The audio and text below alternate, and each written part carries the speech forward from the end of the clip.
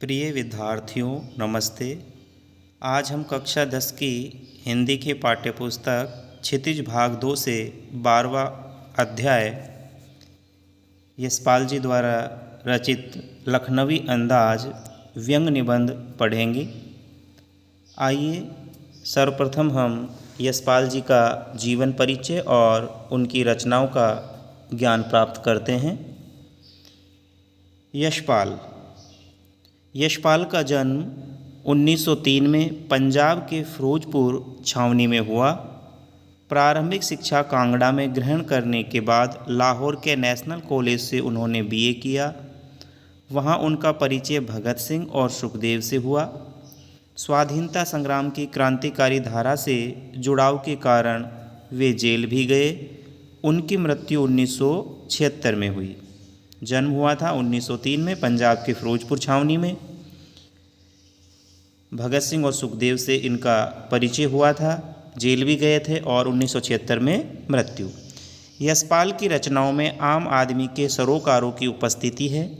वे यथार्थवादी शैली के विशिष्ट रचनाकार हैं। यथार्थवाद होता है वास्तविकता, वास्तविक घटनाओं पर जिन्होंने रचना की है। सामाजिक विषमता, राजनीतिक पाखंड और रूढ़ियों के खिलाफ उनकी रचनाएं मुखर रही हैं, प्रमुख हैं। उनके कहानी संग्रहों में ज्ञानदान, तर्क का तूफान, पिंजरे की उड़ान, वाह दुलिया, फूलों का कुर्ता उल्लेखनीय हैं। उनका झूठा सच उपन्यास भारत विभाजन की त्रासदी का मार्मिक दस्तावेज है।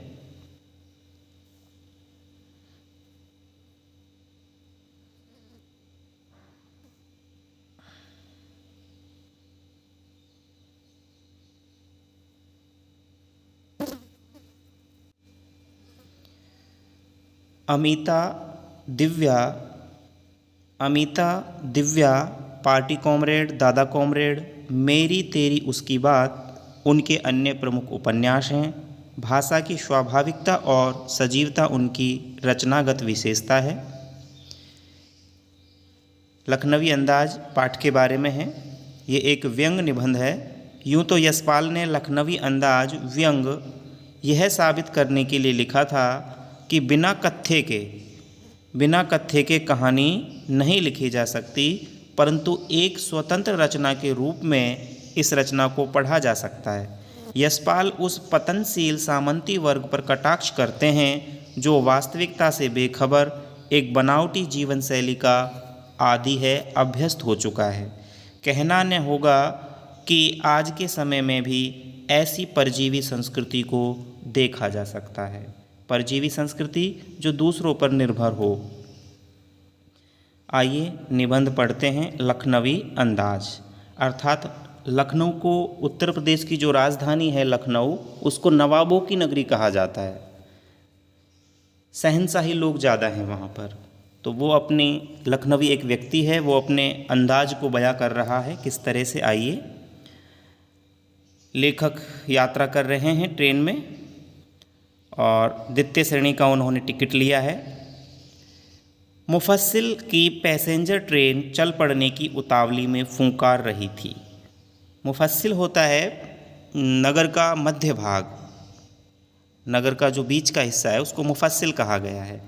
वहाँ की जो पैसेंजर गाड़ी है, यात्री गाड़ी है, वो चल पड़ने की उतावली में फूंकार रही थी, हॉर्न दे रही थी। आराम से सेकंड क्लास में जाने के लिए दाम अधिक लगते हैं। यदि आराम पूर्वक यात्रा करनी है द्वितीय श्रेणी में तो दाम अधिक लगेंगे। दूर तो जाना नहीं था। भीड़ से बचकर एकांत में नई कहानी के संबंध में सोच सकने और खिड़की से प्राकृतिक दृश्य देख सकने के लिए टिकट सेकंड क्लास का ही ले लिया।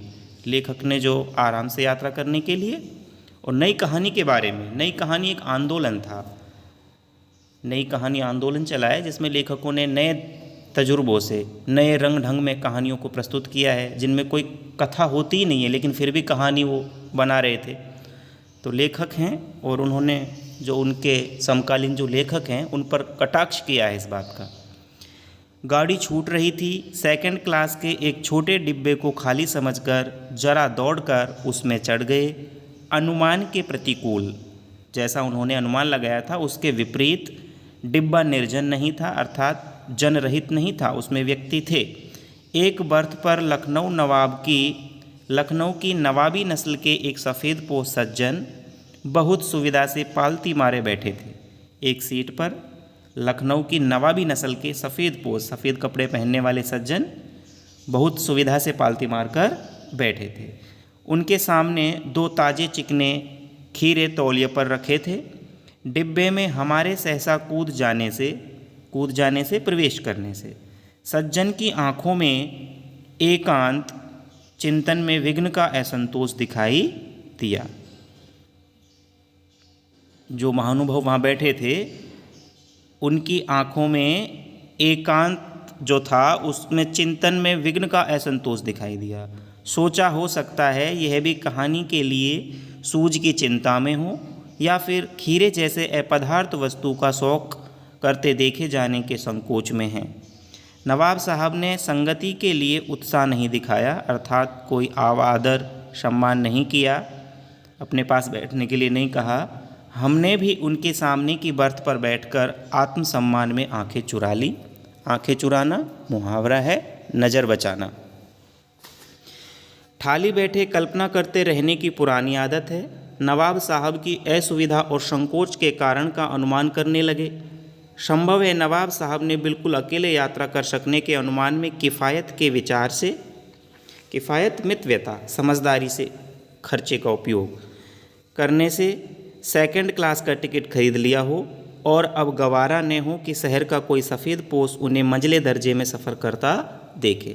अब उनसे ये बात सहन नहीं हो रही कि शहर का कोई मध्यम वर्गीय जो व्यक्ति है, मंझले दर्जे का जो व्यक्ति है, वो नवाब साहब सेकंड क्लास में यात्रा कर रहे हैं, तो इससे वो अपनी बेइज्जती महसूस कर रहे हैं। अकेले सफ़र का वक्त काटने के लिए ही खीरे खरीदे होंगे और अब किसी सफ़ेदपोश के सामने अर्थात लेखक के सामने खीरा कैसे खाएं। हम कनखियों से तरछी नज़रों से नवाब साहब की ओर देख रहे थे। नवाब साहब कुछ देर गाड़ी की खिड़की से बाहर देखकर स्थिति पर गौर करते रहे। ओहे, नवाब साहब ने सहसा हमें संबोधित किया। अब अचानक से नवाब साहब बोले। आदाब अर्ज अभिवादन करने का एक तरीका है। जनाब खीरे का शौक फरमाएंगे। नवाब साहब का सहसा भाव परिवर्तन लेखक को अच्छा नहीं लगा। उन्होंने जान लिया, भांप लिया कि आप शराफत का गुमान बनाए रखने के लिए हमें भी मामूली लोगों की हरकत में लथेड़ लेना चाहते हैं। जवाब दिया, शुक्रिया, किबला शौक फरमाइए। लेखक ने जवाब दिया कि आपका धन्यवाद, कृपया आप ही शौक फरमाइए। अब क्या होता है, नवाब साहब ने फिर एक पल खिड़की से बाहर देखकर गौर किया और दृढ़ निश्चय से खीरों के नीचे रखा तौलिया झाड़कर सामने बिछा लिया। सीट के नीचे से लोटा उठाकर दोनों खीरों को खिड़की से बाहर धोया और तौलिए से पोंछ लिया। जेब से चाकू निकाला, दोनों खीरों के सिर काटे और उन्हें गोद कर झाग निकाला। फिर खीरों को बहुत ही एहतियात सावधानी से छीलकर फांकों को करीने से तौलिए पर सजाते गए। कतारबद्ध उनको किया। लखनऊ स्टेशन पर खीरा बेचने वाले खीरे के इस्तेमाल का तरीका जानते हैं। ग्राहक के लिए जीरा मिला नमक और पिसी हुई लाल मिर्च की पुड़िया भी हाजिर कर देते हैं। नवाब साहब ने बहुत ही करीने से खीरे की फांकों पर जीरा मिला नमक और लाल मिर्च की सुर्खी बुरक दी। उनकी प्रत्येक भाव भंगिमा और जबड़ों के स्फुरण फड़फड़ाहट से स्पष्ट था कि उस प्रक्रिया में उनका मुख खीरे के रसास्वादन की कल्पना से प्लावित हो रहा था, अर्थात मुंह में पानी आ गया था। हम कनखियों से तिरछी नज़रों से देखकर सोच रहे थे, मियाँ रईस बनते हैं लेकिन लोगों की नज़रों से बच सकने के ख्याल में अपनी असलियत पर उतर आए हैं। नवाब साहब ने फिर एक बार हमारी ओर देखा। वल्लाह शौक कीजिए, लखनऊ का बालम खीरा है। फिर से एक बार उन्होंने लेखक को न्योता दिया कि कृपया शौक फरमाइए। नमक मिर्च छिड़क दिए जाने से ताज़े खीरे की पनियाती फांके देखकर पानी मुंह में जरूर आ रहा था लेखक के, लेकिन एक बार इनकार कर चुके थे। आत्मसम्मान निभाना ही उचित समझा। उत्तर दिया शुक्रिया, इस वक्त तलब महसूस नहीं हो रही, इच्छा नहीं हो रही, और मेरा जो मैदा है, अमाशय है, वो भी ज़रा कमज़ोर है। किबला शौक फरमाइए, कि कृपया आप ही शौक फरमाइए। ये दृश्य आप देख सकते हैं यहाँ। नवाब साहब ने शय तृष्णा भरी आँखों से नमक मिर्च के संयोग से चमकती खीरे की फाँकों की ओर देखा। खिड़की के बाहर देखकर दीर्घ निश्वास लिया, एक गहरी सांस ली। खीरे की एक फाँक उठाकर होठों तक ले गए, फाँक को सूंघा, स्वाद के आनंद में पलकें मूंद गई। स्वाद के आनंद में पलकें मूंद गई। मुंह में भर आए पानी का घूंट गले में उतर गया। तब नवाब साहब ने फाँक को खिड़की से बाहर छोड़ दिया। नवाब साहब खीरे की फाँकों को नाक के पास ले जाकर वासना से रसास्वादन कर खिड़की के बाहर फेंकते गए। नवाब साहब ने खीरे की सब फाँकों को खिड़की के बाहर फेंककर तौलिए से हाथ और होठ पोंछ लिए और गर्व से गुलाबी आंखों से हमारी ओर देख लिया, मानो कह रहे हों कि यह है ख़ानदानी रईसों का तरीका।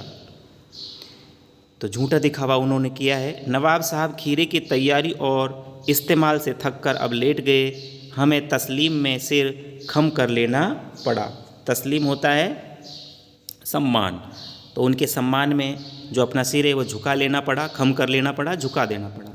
ख़ानदानी तहजीब, ख़ानदानी तहजीब, तहजीब होती शिष्टता, नफासत मतलब स्वच्छता और नजाकत कोमलता। तो ये ख़ानदानी तहजीब है, शिष्टता है, नफासत स्वच्छता है और नजाकत कोमलता है। हम गौर कर रहे थे खीरा इस्तेमाल करने के इस तरीके को। खीरे की सुगंध और स्वाद की कल्पना से संतुष्ट होने का जो सूक्ष्म, बारीक, नफीस, बढ़िया या एब्स्ट्रैक्ट सूक्ष्म तरीका ज़रूर कहा जा सकता है, परंतु क्या ऐसे तरीके से उदर की तृप्ति भी हो सकती है, पेट भी भर सकता है। नवाब साहब की ओर से भरे पेट के ऊंचे डकार का शब्द सुनाई दिया और नवाब साहब ने हमारी ओर देखकर कह दिया, खीरा लजीज होता है लेकिन होता है शकील, आसानी से पचने वाला, नामुराद मैदे पर बोझ डाल देता है। ज्ञान चक्षु खुल गए लेखक के, पहचाना ये हैं नई कहानी के लेखक। खीरे की सुगंध और स्वाद की कल्पना से पेट भर जाने का डकार आ सकता है, तो बिना विचार, घटना और पात्रों के लेखक की इच्छा मात्र से नई कहानी क्यों नहीं बन सकती।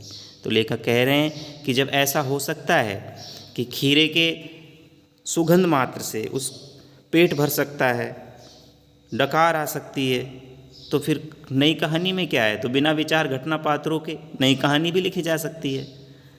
तो ये उन्होंने कटाक्ष किया है दिखावे भरी जो संस्कृति है उस पर। आगे प्रश्नाभ्यास हैं, आइए प्रश्नाभ्यासों की ओर चलते हैं। लखनवी अंदाज। अभ्यास प्रश्न। पहला प्रश्न है, लेखक को नवाब साहब के किन हाव भावों से महसूस हुआ कि वे उनसे बातचीत करने के लिए तनिक भी उत्सुक नहीं हैं।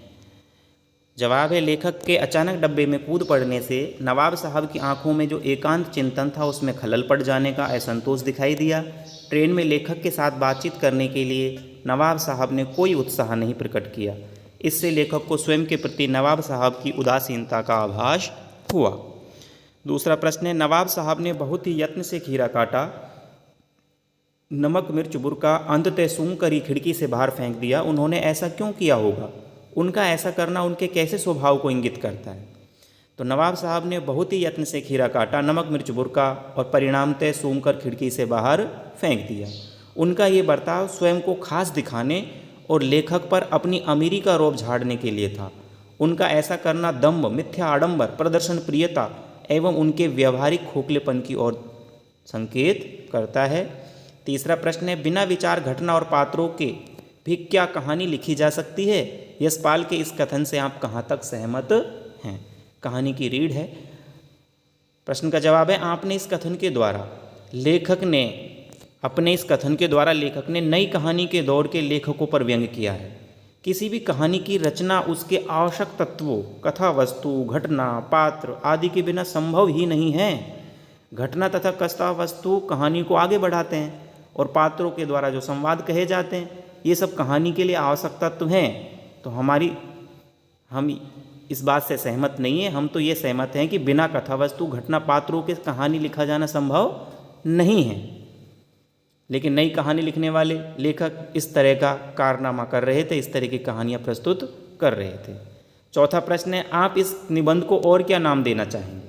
तो हम इस कहानी को, हम इस निबंध को, इसका नाम झूठी शान भी रख सकते हैं। हम इस निबंध का जो नाम है झूठी शान भी कह सकते हैं, क्योंकि नवाब ने अपनी झूठी शान शौकत को बरकरार रखने के उद्देश्य से अपनी इच्छा को नष्ट कर दिया। पांचवा प्रश्न है, नवाब साहब द्वारा खीरा खाने की तैयारी करने का एक चित्र प्रस्तुत किया गया है, इस पूरी प्रक्रिया को अपने शब्दों में व्यक्त कीजिए।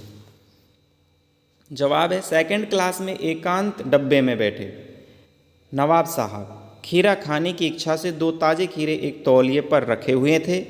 पहले तो उन्होंने खीरे को खिड़की से बाहर निकालकर लोटे के पानी से धोया और तौलिए से साफ कर पानी सुखा लिया। जेब से चाकू निकाला, फिर बड़े सलीके से छीलकर उसकी फांकें बनाने लगे। खीरे की पतली फांकों को करीने से तौलिए पर सजाया। उसके बाद जीरा मिला, नमक और मिर्च छिड़का। इसके बाद एक एक करके उन फांकों को उठाते गए और उन्हें सूंघकर खिड़की से बाहर फेंकते गए। छठा प्रश्न है, व्याकरण से संबंधित है, सकर्मक और अकर्मक क्रियाओं से संबंधित है। निम्नलिखित वाक्यों में से क्रियापद छांटकर क्रिया भेद भी लिखिए। तो यहाँ कुछ वाक्य हैं, जैसे एक सफ़ेद पोश सज्जन बहुत सुविधा से पालथी मारे बैठे थे। कैसे बैठे थे? पालती मारे। तो बैठना क्रिया है। नवाब साहब ने संगति के लिए उत्साह नहीं दिखाया, दिखाना क्रिया है। ठाली बैठे कल्पना करते रहने की पुरानी आदत है, आदत होना। अकेले सफ़र का वक्त काटने के लिए खीरे खरीदे होंगे, खरीदना। दोनों खीरों के सिर काटे और उन्हें गोद कर झाग निकाला, निकालना। नवाब साहब ने सतृष्ण आँखों से नमक मिर्च के संयोग से चमकती खीरे की फांकों की ओर देखा, देखना। नवाब साहब खीरे की तैयारी और इस्तेमाल से थककर लेट गए, लेटना। जेब से चाकू निकाला, निकालना। तो हमें यहाँ ये समझना है, जिस क्रिया में कर्म पाया जाता है, जहाँ कर्म होता है वहाँ क्रिया सकर्मक होती है, और जहाँ कर्म का अभाव होता है वहाँ क्रिया अकर्मक होती है। पहले वाक्य में बैठे थे अकर्मक क्रिया है, दूसरे में दिखाया सकर्मक है, आदत है सकर्मक है, खरीदे होंगे, जैसे जेब से चाकू निकाला, अब चाकू क्या है? कर्म है, तो चाकू निकाला सकर्मक क्रिया है। खरीदे होंगे सकर्मक, निकाला सकर्मक, देखा सकर्मक, लेट गए अकर्मक और निकाला सकर्मक। लेट गए, नवाब साहब खीरे की तैयारी और इस्तेमाल से थक कर लेट गए। इस वाक्य में कर्म न होने के कारण यह अकर्मक क्रिया है। तो यहाँ अपना अध्याय जो है पूर्ण होता है। इतिश्री वीडियो के डिस्क्रिप्शन में आपको प्रश्नोत्तर की ये PDF प्राप्त हो जाएगी, वहाँ से आप इसे डाउनलोड भी कर सकते हैं। आप सभी का पुनः एक बार धन्यवाद।